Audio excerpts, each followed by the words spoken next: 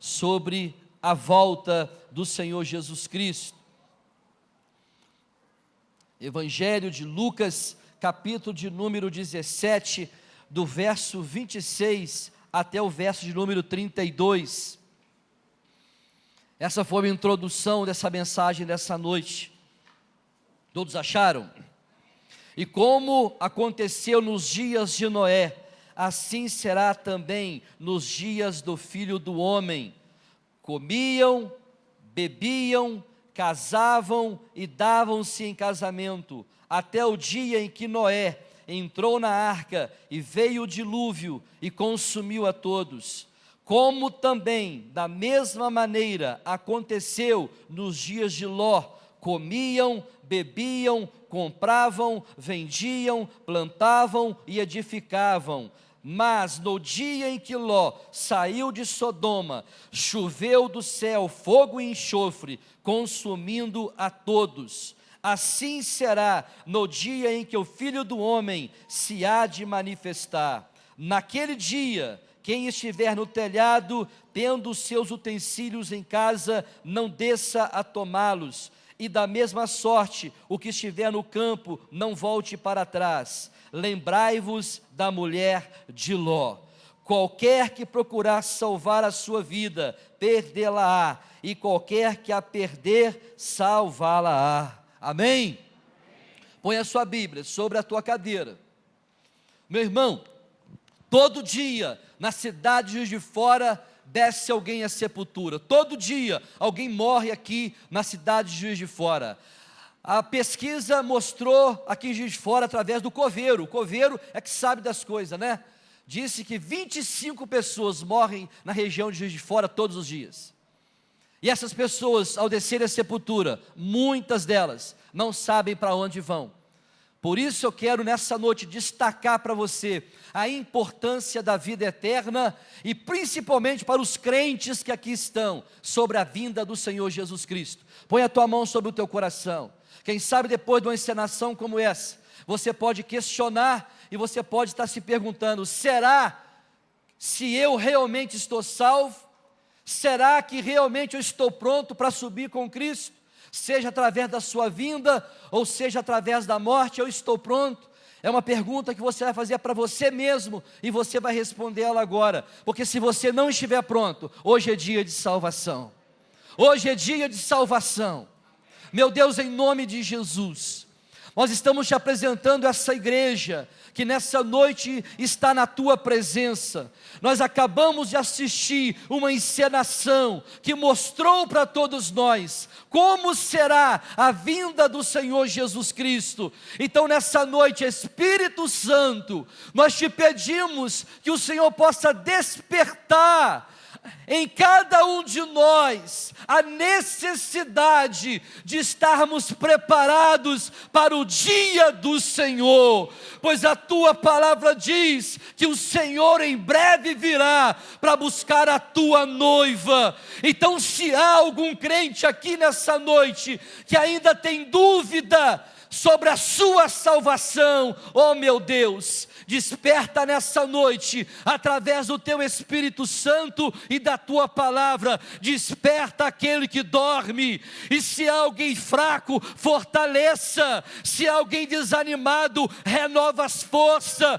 Põe de pé, meu Deus, a tua igreja, porque os dias são maus. Estamos vivendo os últimos dias da igreja na terra, mas para isso, nessa noite eu te peço, abra o nosso entendimento e nos revele com precisão o quanto precisamos estar preparados para a tua volta. Meu Deus, desperta a tua noiva nessa noite. Espírito Santo, desperta cada crente, cada visitante, todos que aqui estão, sejam despertados e possam estar em vigilância para a vinda do Senhor Jesus Cristo.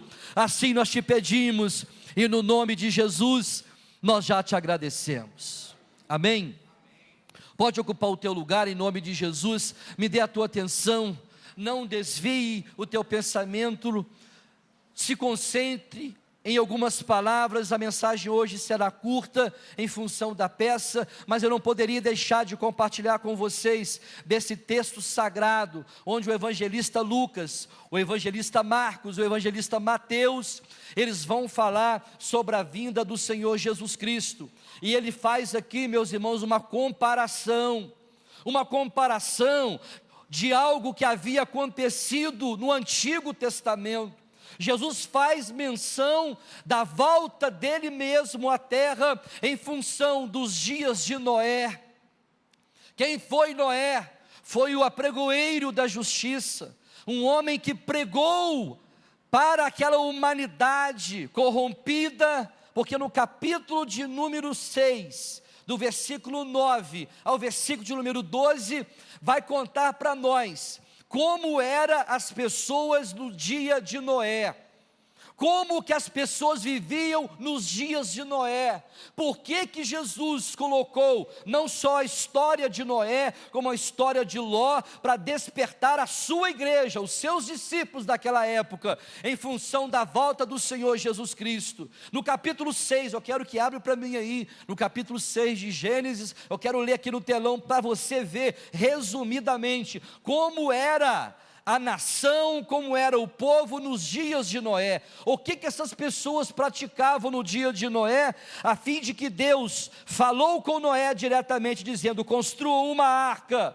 e entra para dentro dessa arca, e coloca dentro dessa arca um par de cada animais, um casal de cada animais, porque eu vou mandar dilúvio sobre essa terra. Capítulo de número 6, do verso 9 ao verso número 12, quero ler com você aqui. Olha só, vamos atentar aqui para essa palavra, porque o que Jesus falou sobre os dias de Noé, foi exatamente o que estava acontecendo. Essas são as gerações de Noé. Era homem justo. Noé era quê? Era o quê?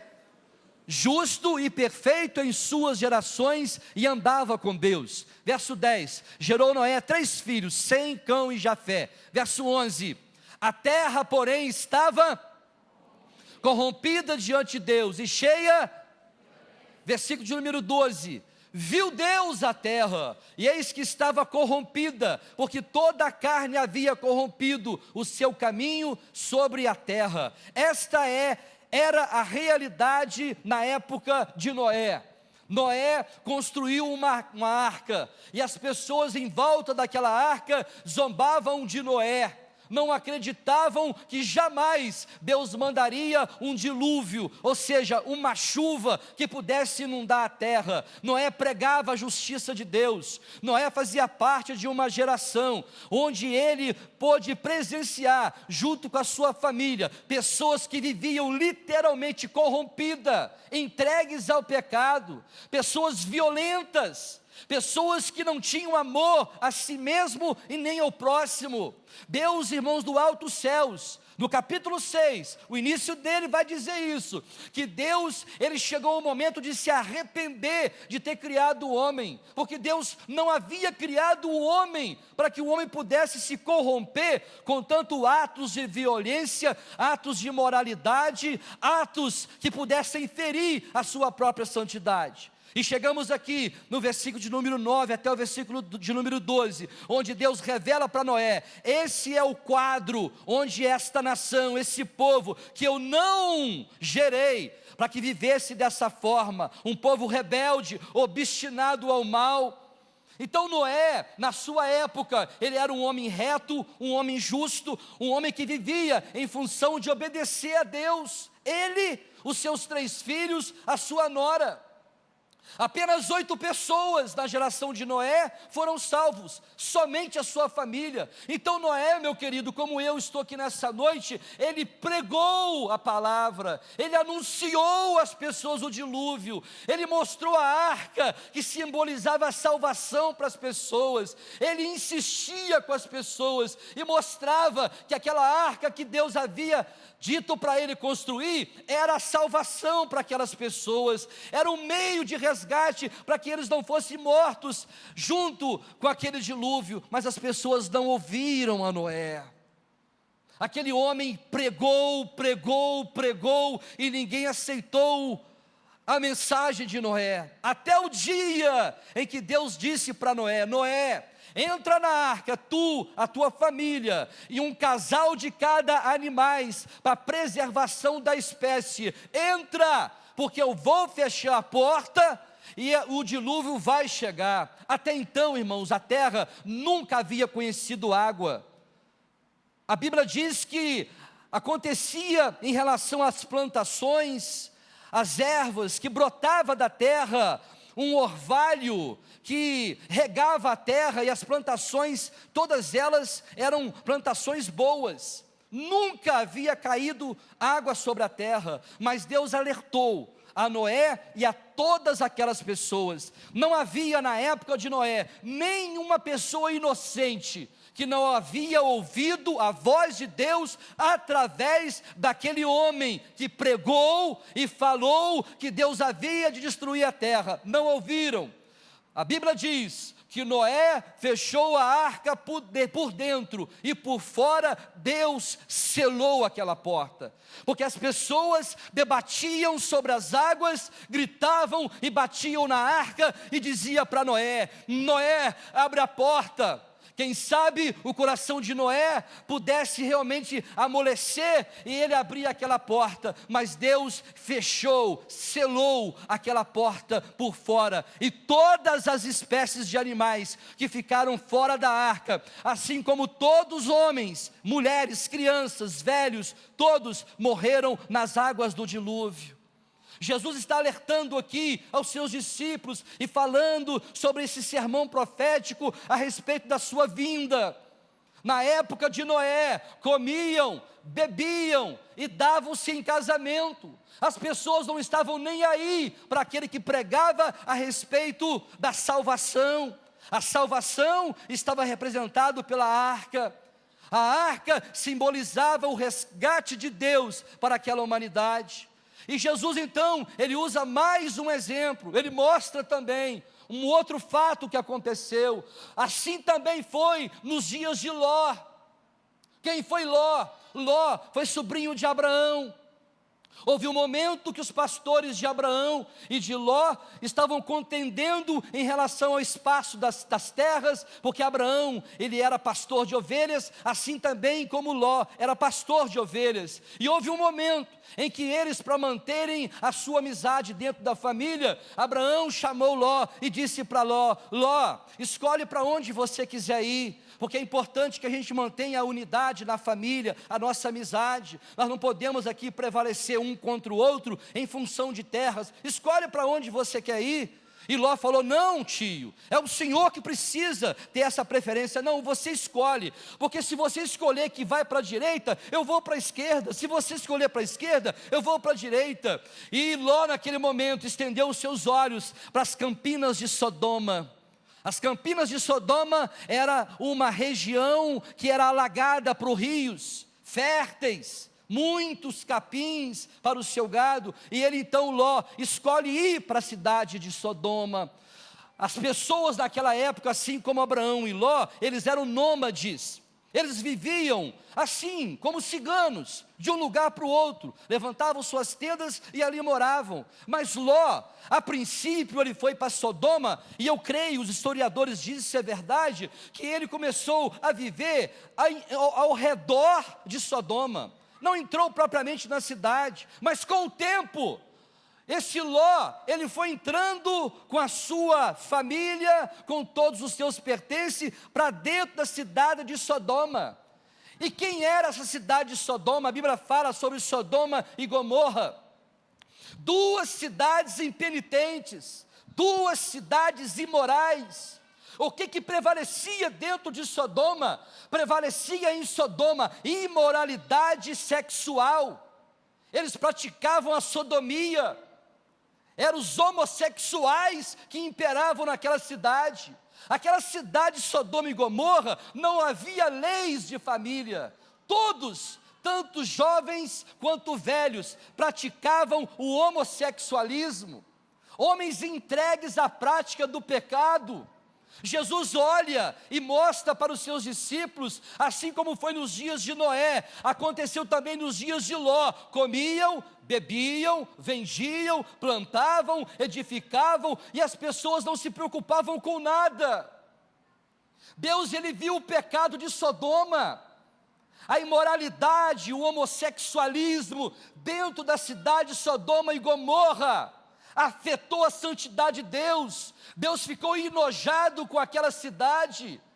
No governo de Sodoma havia liberalidade para o homossexualismo.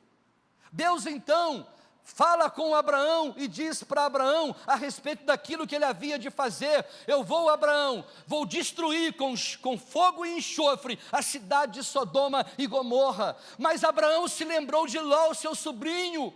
E Deus então fala com Abraão, e Abraão fala com Deus e diz assim: mas Senhor, peraí, se lá em Sodoma tiver 100 justos, o Senhor vai destruir essa cidade? Deus diz para Abraão: não, Abraão, se lá em Sodoma e Gomorra tiver 100 justos, eu não vou destruir a cidade.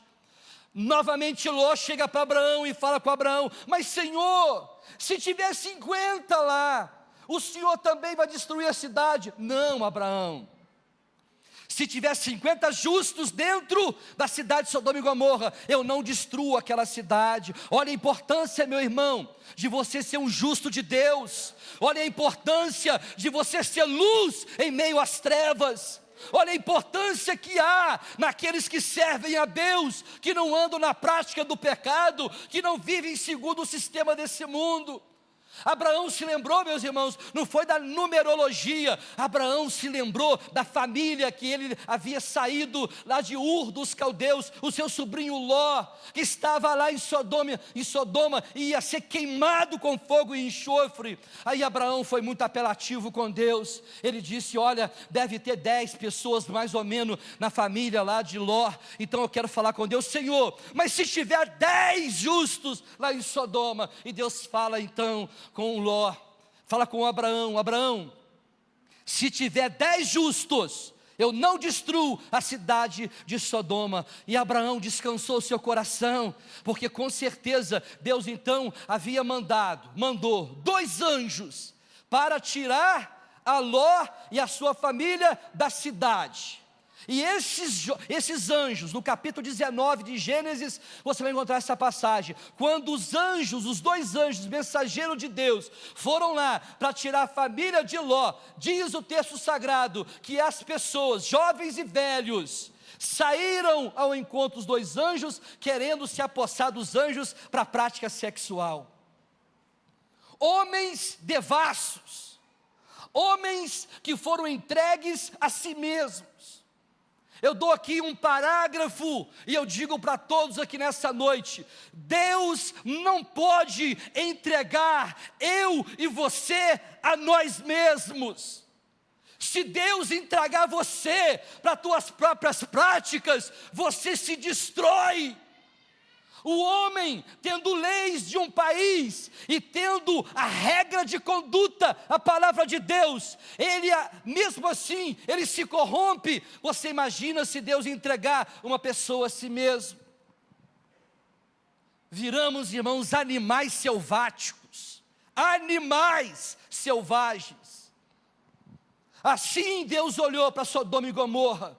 Deus enojou daquela cidade. Deus, ele viu que naquela cidade a prática sexual daquela cidade corrompeu aquelas 2 cidades, Sodoma e Gomorra, e feriu a santidade de Deus. Se é uma coisa que eu e você, como pais, como marido, como mulheres, precisamos preservar, porque é um princípio de Deus, o princípio de moralidade é a nossa família. Porque Deus, ele condena o homossexualismo. Não estou aqui sendo de maneira alguma negligente em relação àquilo que eu devo falar, porque a palavra do Senhor fala a respeito dos homossexuais, sobre os efeminados, sobre os sodomitas. Alguém pode falar: mas vocês são homofóbicos, vocês são contrários. Irmãos, Deus ama o pecador, mas Ele não ama o pecado. Deus jamais vai admitir que os princípios que Ele colocou no capítulo 1 de Gênesis, verso de número 27, esse princípio é inviolável. Deus criou macho e fêmea, Deus os criou, não criou um terceiro gênero. Deus criou o homem e Deus criou mulher. E Ele não abre mão daquilo que Ele deixou estabelecido. Na cidade de Sodoma e Gomorra, o homossexualismo prevalecia. As pessoas não se preocupavam com o amor ao próximo. Havia, irmãos, quando a gente fala sobre o homossexualismo, alguém poderia até pensar: o que tem? As novelas, os filmes, mostram com tanta evidência, com tanto romance, um homem junto com o outro, uma mulher junto com a outra. O que tem? A sociedade hoje, ela está aprovando. Aliás, as leis já aprovaram casamento de homem com homem e mulher com mulher. Mas por que vocês se importam tanto com isso? Não é nós, os pregadores, que se importa com isso. Quem se importa com isso é o Deus da palavra, é o Deus que criou a humanidade, não para essa humanidade viver pervertida diante dEle. Quando Ele coloca esse estatuto, essa lei, e Ele mostra para os seus discípulos: lembrai-vos da mulher de Ló. Irmãos, uma pessoa que é boa, ela não é boa do dia para a noite. Uma pessoa que é boa, ela começa a praticar a sua bondade no seu dia a dia, e ela vai se avolumando as suas bondades e se torna uma pessoa bondosa. Uma pessoa que é má, ela não se torna má do dia para a noite, não. Há uma prática, há uma tendência, há um exemplo praticado da maldade no meio da sociedade. É por isso que as pessoas se tornam más. Quando você vê um elemento entrar na tua casa, roubar a tua casa, estuprar a tua filha, estuprar a sua esposa, matar, esquartejar, você fica dizendo: meu Deus, o que está acontecendo? É isso que aconteceu no capítulo 6 de Gênesis. O gênero humano se corrompeu a tal ponto de ferir a Deus na sua intenção. Então, quando o Senhor Jesus fala sobre a sua vinda e faz uma comparação da sua vinda em relação aos dias de Noé, que as pessoas se corrompiam e eram violentas, Ele faz também essa comparação nos dias de Ló, onde a sua família entrou para dentro de Sodoma e Gomorra. Olha para mim aqui. Você que se considera um justo de Deus, morando no bairro onde você mora, não importa o bairro que você mora, não importa onde você reside, onde você está, eu quero crer que nesse lugar tem o Santo de Deus. Aonde você está, o ambiente, a atmosfera, as atividades não podem comprometer a tua santidade com Deus. Que conversa é essa? Que o homem é produto do meio. Quando Jesus, na sua oração sacerdotal, no capítulo 17 de João, Ele disse para o Pai: Pai, eu não oro para o Senhor os tirar do mundo, mas eu oro e eu te peço, os livra do mal. Porque o mundo é mau, meu querido, mas Jesus está na tua vida para te proteger, para te guardar contra uma sociedade, um sistema mundano, um sistema religioso, onde está proliferando, está crescendo as igrejas evangélicas do Brasil. Mas esse crescimento, tantas vezes, não é um crescimento com qualidade. Crescimento dos evangélicos do Brasil, a Veja já trouxe várias reportagens: cresce o número de evangélicos no Brasil. Se esse número de evangélicos crescesse tanto quanto a santidade que Deus exige do seu povo, o Brasil já tinha sido ganho para Jesus Cristo. O número cresce, mas a qualidade não cresce junto. Na época de Noé, só Noé, sua esposa e os seus filhos estavam integrados diante da vontade de Deus, porque o restante havia se entregado à corrupção. Naquela cidade de Sodoma, meu querido, tinha uma família, embora a Bíblia diz que Ló era justo diante de Deus, mas eu te pergunto, por que Ló, ele não entendeu que a família dele corria risco quando ele entrou em Sodoma? Por que às vezes nós não paramos para refletir, para memorizar as leis do Senhor, porque a gente não para nessa noite para fazer, sabe, um exame introspectivo, olhar para dentro de nós e ver que onde nós estamos, nós precisamos ser luz, não podemos combinar com as trevas, porque Deus, Ele manda na sua palavra, e Ele escreveu em Gênesis, e quando Deus começa a formar o mundo, gente, olha que coisa maravilhosa é esse Deus. Quando Deus começa a formar o mundo, olha o que Deus fez. Deus fez assim: haja separação dos oceanos e da terra seca, haja separação entre a luz e as trevas, haja separação, as águas dos mares, o abismo. O nosso Deus é Deus de separação. Nós não podemos nos ajuntar com aquilo que Deus mandou separar. Nós estamos vivendo numa sociedade, não importa, meu querido, o que vai dizer a moda a partir de agora. A moda está vindo por aí, a moda agora é andar pelado. Eu não tenho compromisso, você não tem compromisso de satisfazer, de agradar a moda, de agradar pessoas. Importa mais agradar a Deus, obedecer a Deus do que os homens. Quantos crentes estão se preocupando, meu querido, na nossa geração? É por isso que essa palavra nessa noite precisa despertar dentro de nós a necessidade de estarmos preparados para a vinda de Jesus, porque Ele falou: vocês precisam vigiar mais. Marcos capítulo 13, olha o que Jesus fala. Quantos estão entendendo essa palavra? Amém. Capítulo 13 do livro de Marcos, versículo de número 32 a 37, o mesmo assunto, Jesus falando também, na boca de Marcos, no capítulo de número 13, versículo 32 ao 37, eu quero ler contigo aqui no telão, presta atenção, ainda que alguém diga para você, essa lorota, essa conversa que Jesus vai voltar, isso eu já escuto desde quando eu nasci, desde a minha avó, desde a tataravó, não importa quanto tempo você está escutando, nós temos que viver o dia de hoje, como se Jesus voltasse daqui a 2 minutos, você está preparado?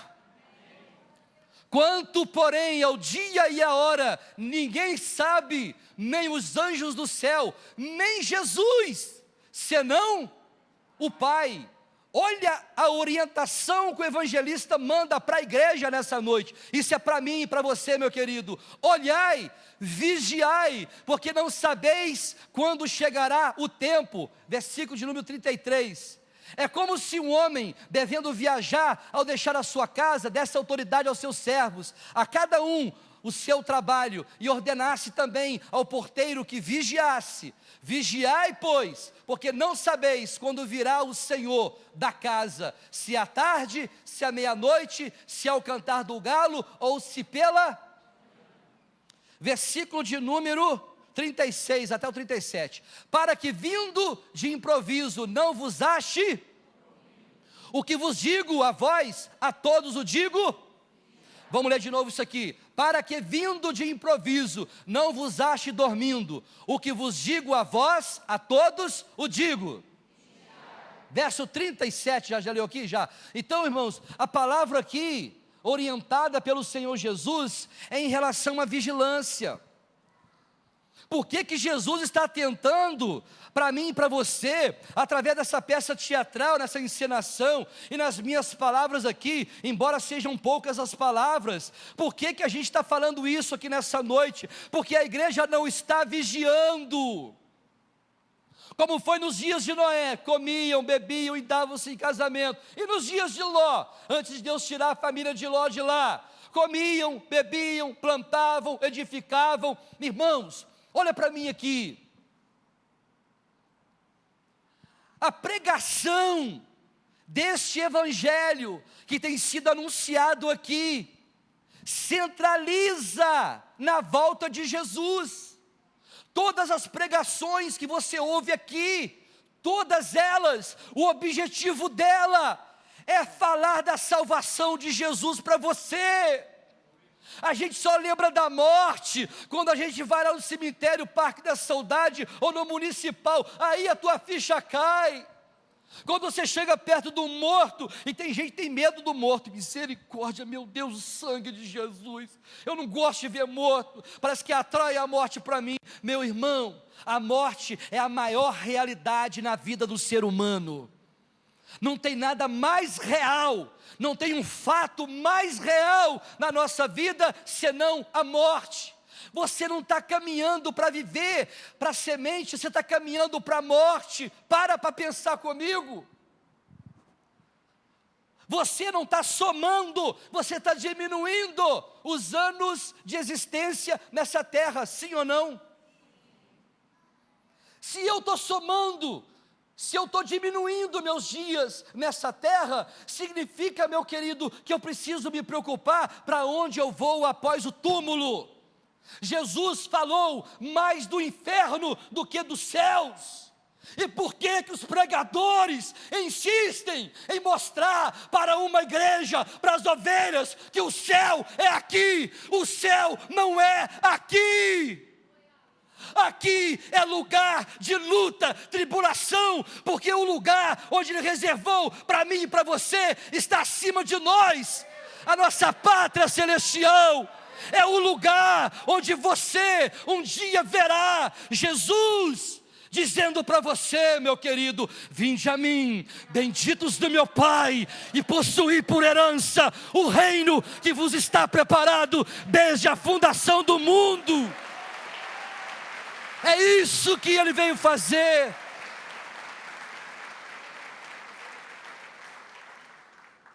Mas nós, como crentes, como igreja, como espertalhões, como cristãos dos últimos dias, a gente está de olho no presente. Eu vou para a igreja, pastor Roberto, mas o que Deus tem para fazer para mim? Meu casamento está destruído, minha questão financeira, minha vida financeira está arruinada, as coisas na minha vida não estão andando. As pessoas estão entrando pelas portas da igreja para barganhar com Deus, para buscar de Deus um benefício, quando na verdade o maior benefício já foi dado para nós, o maior presente. Dia 25 retrata, que não é verdade o dia 25, mas retrata para nós os brasileiros o nascimento de Jesus Cristo. Quando Ele nasceu, foi a promessa de Deus para a redenção, a promessa de Deus para resgatar o homem do pecado, resgatar você, meu irmão, que está aí assentado, que tantas vezes você consegue fazer dos teus projetos um projeto faraônico e coloca Deus no meio. Eu posso te falar uma coisa: Deus não é Deus de confusão. Deus não tem nada a ver com aquilo que se passa na nossa vida em termos materiais. Porque a bênção que Ele dá para mim e para você saiu da boca do apóstolo Paulo. Porque o meu reino não é comida e nem bebida, mas é paz, alegria no Espírito Santo. É quando um crente está caído, desanimado, frustrado, aquele crente que não consegue mais caminhar com Deus, o Espírito Santo toma esse crente pela mão e diz para ele: você precisa se consolar com aquilo que está acima de você, pensai nas coisas que são de cima, porque o que desce do alto são as dádivas de Deus, o Pai das luzes, para nos sustentar em meio a essas provações que não acaba hoje, não acaba amanhã, ficarão na nossa vida até o dia do Senhor Jesus Cristo. Quanto crente preguiçoso, manhoso, dizendo para Deus: Senhor, a minha oração é essa, tira de mim a minha luta, tira essa prova. E Deus dizendo para você: filho, essa luta, essa prova é o meio pelo qual estou te enviando para provar a tua fé, para colocar você de pé e manter você na minha presença. Porque aqui nessa noite eu digo, para encerrar essa mensagem: se Deus tirar as lutas da tua vida, você vai abandonar o caminho do Senhor.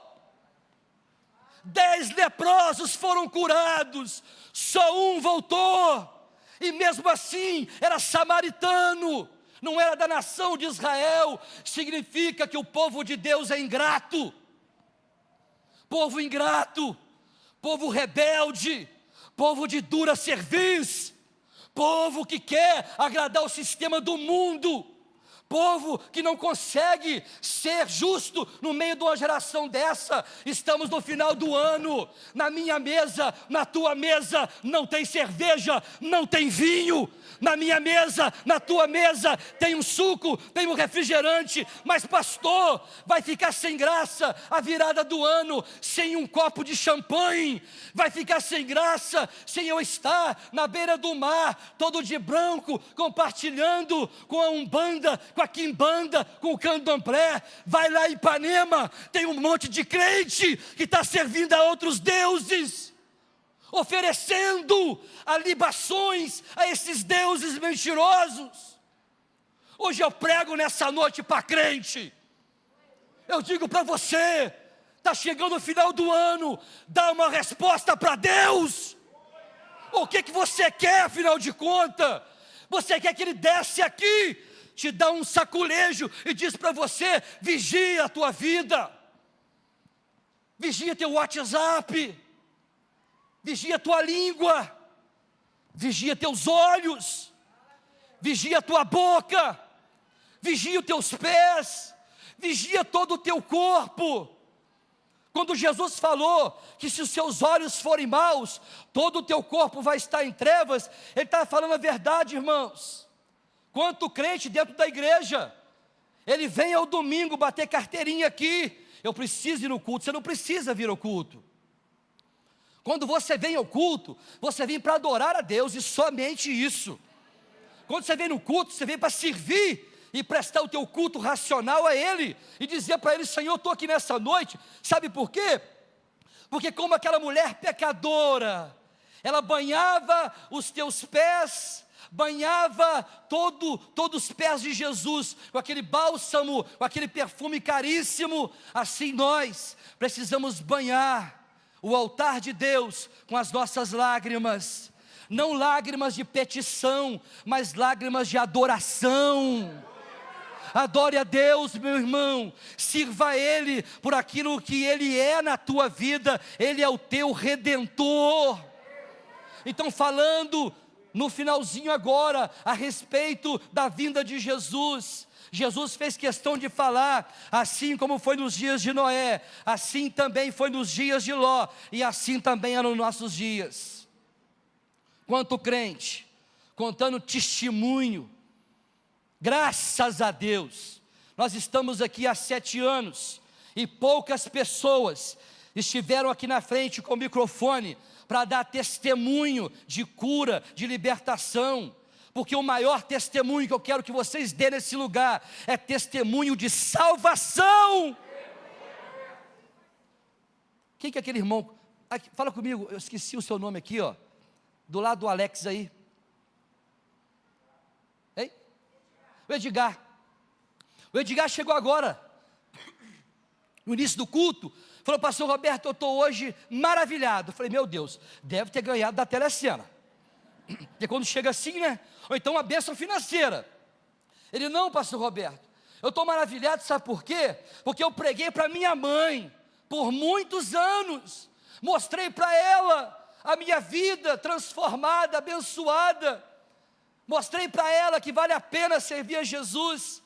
E hoje, para a glória do Senhor, a semente que eu plantei há muitos anos atrás, hoje a minha mãe desceu as águas do batismo. Isso é testemunho, isso é milagre, isso é milagre. Sabe por quê? Porque a partir de hoje, se a tua mãe, Edgar, ela descer a sepultura, lá do lado de lá, o Senhor está dizendo: vem, serva minha, porque eu tenho prazer na morte do justo. Vamos nessa noite despertar. Vamos sair daqui nessa noite como aquele que, se descer hoje à sepultura, você será recebido lá no céu pelo Senhor Jesus Cristo. Vigia, meu irmão, vigia a tua vida. Não fique preocupado com nada material. Quantas vezes temos pregado e falado isso com os irmãos aqui nessa igreja? Não fique preocupado com nada, nada mesmo, nada. Se você tem falta de alimento, Deus vai prover um meio de você ser sustentado. Se você, meu querido, está andando a pé, Deus pode abençoar a tua sandália e o teu sapato, como fez com o povo de Israel, 40 anos no deserto, nem a sola da sandália acabou. Deus faz isso por mim e por você, porque nem todos nós vamos ficar ricos. Tira da tua ideia essa filosofia, essas mensagens da teologia da prosperidade, que você vai vencer, você vai enriquecer, porque a palavra do Senhor fala que em meio às riquezas há muita tentação. Então se satisfaça com aquilo que você tem, que você nessa noite possa estar amadurecido para entender que você precisa vigiar, porque há um ladrão querendo roubar a tua coroa. Amém, igreja? Que Deus nos desperte nessa noite, não só hoje, irmãos, porque parece que a gente tem amnésia. Sabe o que é amnésia? É aquela pessoa que dá esquecimento fácil. Você fala uma coisa hoje, amanhã você esqueceu. Então que você não esqueça dessas palavras, que você não procure em circunstância nenhuma da tua vida, não procure impressionar ninguém. No final do ano, estou falando isso para vocês, tem muito crente que quer impressionar pessoas. Através de uma festa, você vai querer impressionar pessoas, mas você vai desagradar a pessoa mais importante da tua vida, Jesus Cristo. Que a tua festa seja uma festa na presença de Deus. Comemore o Natal, comemore a passagem do Ano Novo, mas não significa que você vai ter que tocar em bebida alcoólica alguma, porque essa bebida alcoólica, você estaria desonrando ao Senhor. Quando o apóstolo Paulo diz, não embriagai-vos com vinho, onde há contenda, mas enchei-vos do Espírito Santo. Não se envergonhe no meio dessa sociedade, onde você estiver, se pronuncie dizendo, eu sou um cristão. O que é interessante, irmãos, para finalizar essa palavra, é que tem pessoas hoje na nossa sociedade que não tem vergonha de carregar um maço de cigarro. Tem? Quem fuma tem? Tem vergonha? A pessoa faz questão de colocar aqui, ó, Hollywood. Não fumo qualquer coisa. Nem sei se Hollywood é o melhor. Lembro do filme Hollywood, tem um cigarro que chama Hollywood. Nem sei, tem mais essa marca? Hein? O melhor é o Free? A irmã falou que o melhor é o Free, o mais caro. Então a pessoa coloca o Free e carrega o Free. Tem pessoas que vai sentar numa mesa de cerveja, ela faz questão, qual que é a mais cara? Não, da cerveja. A Brahma. A irmã falou que a Brahma faz questão de colocar e virar o rótulo, não é americana, é a Brahma, é a gelada. Enche a mesa onde está sentado com a Brahma. Coloca do melhor uísque, né, o irmão Cícero, o melhor uísque para você tomar. Tudo deles lá fora é o melhor e não se envergonha. Mas o crente, ele se envergonha de carregar a Bíblia Sagrada para a sua igreja. Ele põe a Bíblia, embrulha no jornal e põe na sacola do Bahamas e ele sai para a rua fora. Você veio do Bahamas? Eu passei lá, passou nada, está vindo da igreja. Por que tu se envergonha do Evangelho de Cristo, meu querido? Aquele que confessar Jesus Cristo nessa terra, ele tem prazer de confessar o nosso nome diante de Deus. Mas se você se envergonhar dele, ele se envergonha de você diante do Pai. Ele diz para o pai, aquilo lá nunca foi e nunca será ovelha, aquilo é bode no meio das ovelhas. Não se envergonhe de Jesus, meu irmão. Na tua festa, faça questão que as pessoas te respeitem. Onde é que tem esse negócio, irmãos? Vou fazer uma festa de aniversário, vou convidar os meus familiares. Eu estou sabendo que o Ismael, ele é crente, ele não bebe, mas vou levar na minha sacolinha a minha cerveja para dentro da casa dele e eu vou tomar. Não toma, não toma, não faça isso.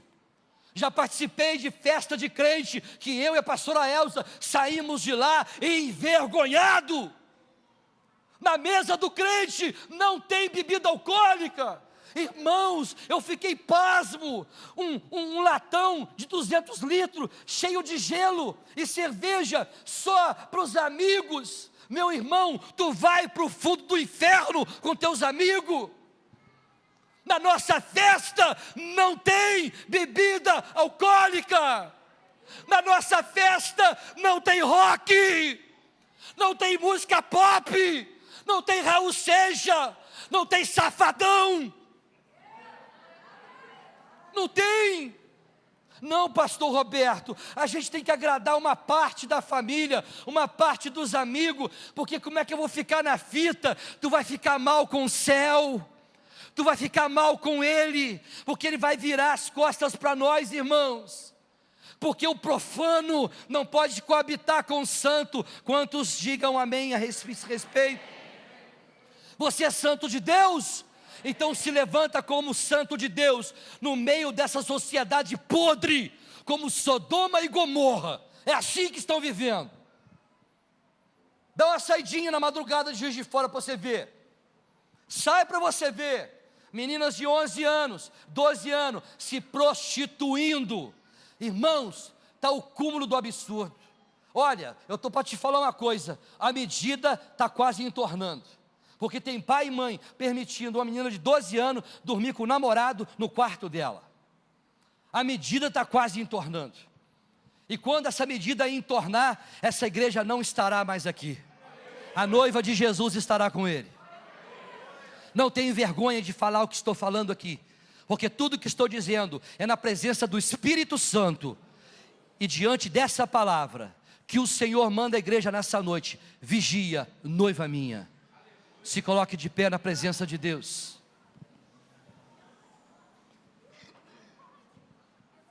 Hoje pode ser o teu último dia nessa terra. Eu não sei, irmãos. Eu não sei. Se hoje for o último dia, qual seria o teu maior desejo? Qual seria o teu maior desejo no último dia? Se eu dissesse para você: Jesus volta daqui a 2 horas, qual seria o desejo, irmãos? Ir com Ele. Porque tem muita gente que fala: Senhor, não volta, eu estou solteira, eu preciso de casar, eu não posso morrer como titia. Meu querido, tira da tua cabeça isso. Moça, moço, tira da tua cabeça isso. Para onde você vai, não entra carne, não entra sangue, não se dá em casamento, porque eu e você receberemos um corpo glorificado. Glória a Deus. Onde não haverá mais dor, toda lágrima será enxugada, e o Cordeiro de Deus será a luz daquela grande cidade quadrangular. A cidade é quadrangular, a cidade é quadrada, a nova Jerusalém celestial, que está aguardando por mim e por você. Nós vamos encerrar o nosso culto dessa noite, mas eu preciso orar por você. Ô irmão, olha para mim aqui, todos vocês que ouviram essa mensagem, quantos entenderam essa mensagem? Quem sabe você que nessa noite continua ainda tendo dúvida da tua salvação. Quem sabe você está resistindo tanto. Por que você resiste tanto? Quando na verdade Paulo já disse em Romanos capítulo 8: nenhuma condenação há para aqueles que estão em Cristo. Por que você insiste tanto em querer viver uma vida de pecado? Será que o lugar onde está reservado para nós é de tão menor valor? Será que nós estamos como a mulher de Ló? A mulher de Ló, ele disse aqui no capítulo 17: lembrai-vos da mulher de Ló. Por que ele disse para lembrar da mulher de Ló? Porque a mulher de Ló, o coração dela estava em Sodoma. A mulher de Ló não era convertida. A mulher de Ló, ela não praticava o pecado, mas era conivente com o pecado. Tem muito crente assim, em cima do muro. Alguém pregou aqui, falou a respeito de cima do muro. Acho que foi a Luciana que pregou, falou: o crente em cima do muro. A mulher de Ló estava assim. Não tem nada a ver. Olha a filosofia do diabo. O que tem? Não tem nada a ver. Quem já ouviu isso? Isso é coisa do pastor. Está aqui, Bíblia Sagrada para mim e para você. Eu vou orar agora nessa noite para pessoas que querem consertar a sua vida, a sua casa. Pessoas que querem nessa noite colocar a sua vida no altar de Deus. Se há alguém nessa noite que deseja aceitar Jesus como seu Salvador, capítulo 10 de Romanos: se com a tua boca tu confessares ao Senhor Jesus, e se em teu coração tu creres que Deus ressuscitou Jesus dos mortos, tu serás salvo. Capítulo 9, verso 10 e verso 11. Esse é o momento da salvação chegar na tua casa. Se há crentes aqui nessa noite desviados, você está desviado. Lembra do filho pródigo? Lembra dele?